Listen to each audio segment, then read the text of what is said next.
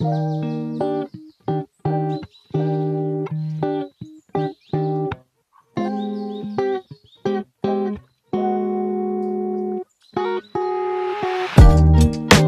used to either overplan my weeks or just avoid planning them altogether. Sound familiar? This is the middle ground I've decided to work with. So if you're new here, hi, my name is LV and this is LV's Life in Progress, where I take you along as I experiment with sustainable ways to improve mind, body, and environment. Since I haven't made a video in a long time, and I'm a pretty new channel anyways, I think I should let you know where I'm at in life that made me want to make this video.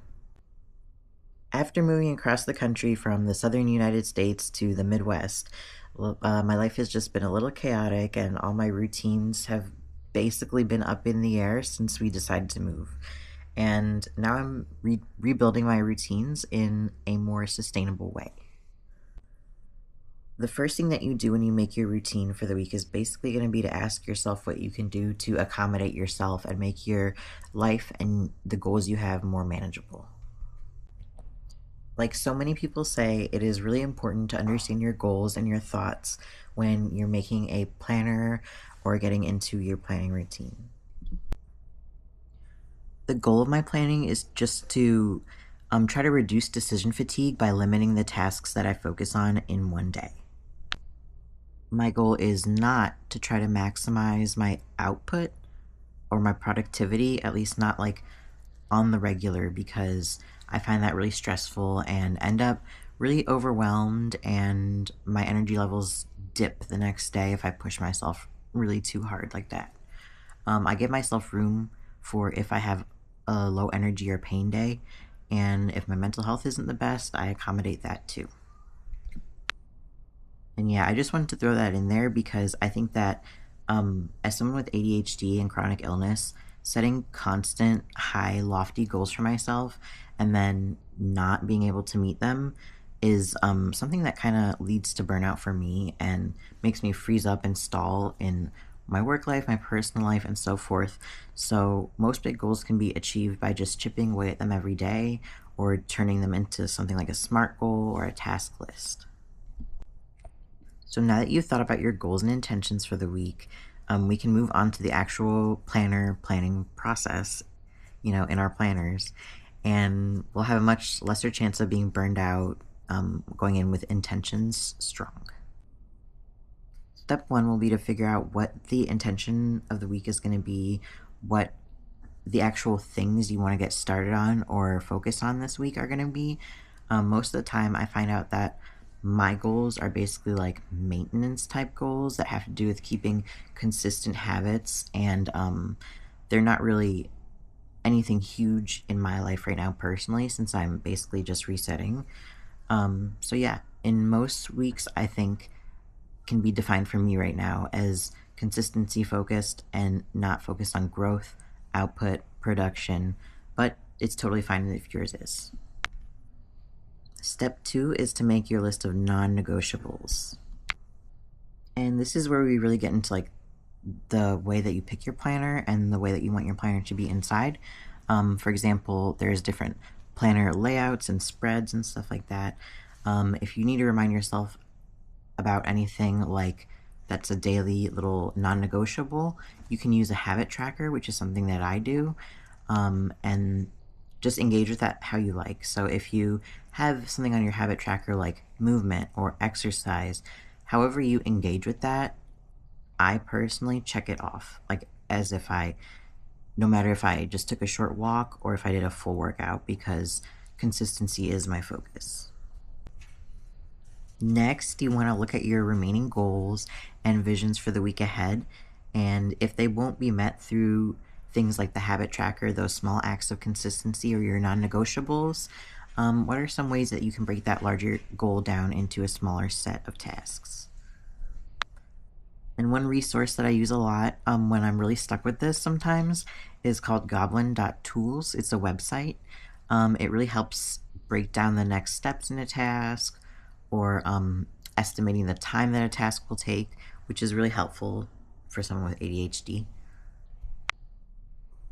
Another tip, which is a really good idea to me, And something that I do all the time is to underbook my time versus overbooking it. I have pretty bad time blindness. Like, I have no sense of time, not even like a little bit remotely. So I can't say if a task is going to take 15 minutes, 30 minutes, 5 minutes, an hour, really. So for me, when I leave that negative space in my planner, it leaves me room to accommodate or switch around tasks from one day to another without, feeling really overwhelmed at the items I have to do that day. Anyways, after I break the task down, I take my list of all the steps of the task and I sort them into the days on my planner. So I usually keep it to 1 or 3 main tasks that further along the weekly goal. But I'll also have my habits in the habit tracker so you can begin to see how the week and each day are going to shape up as you do this. And so this step is optional, but the last thing you might want to do is to try to define or write out a what not to do list. So like if you have trouble trying to prioritize tasks, or like if you doom scroll a lot, you might want to write that down in there. So that way you have a visual reminder every day when you refer to your planner, what you don't want to do, the behaviors you don't want to focus on that day. Sorry about the light, guys. Another optional step that I find is a good accommodation too is to plan in good moments during the week, which sounds crazy, but it's so you have actively things to look forward to during the week. I actually sometimes write mine on a different color post-it note, and I just stick it there in my weekly spread, so that way I can see what things need to be done. I think it's important to kind of build in joyful moments into your week, so that way you don't feel like the week is dragging so much. I know for me, if I have nothing to look forward to, it just feels like every day is the same, time is passing, just kind of really low mood and depression. So I find having like hope is the best thing you can do to combat that. As someone who uses a journal for gratitude practice, I find that this really helps and goes well with that journaling. It's just another thing that will, give you something to look forward to, something positive during the week. So yeah, that's generally the way I keep my sanity while planning in the chaotic era of life. What do you guys think? Do you have a planning routine? Do you use fancy planners? Are you really into it? Or do you just not do it, just find it stressful and a drag? Let me know. And just keep in mind that it's always okay to plan and do less. Your productivity does not determine your value as a person, okay? If you made it this far, thank you for being here, and leave me a comment and a like. And if you appreciate this type of video, I'll be sharing more gentle routines and realistic progress videos in the future. So if you're into that, maybe follow along. I post every Friday.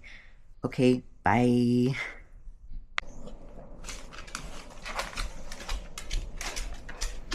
What are you doing? What do you need to do? To mama. To mama. You want food? What do you want? Oh, it's sweet baby. It's sweet baby. Okay.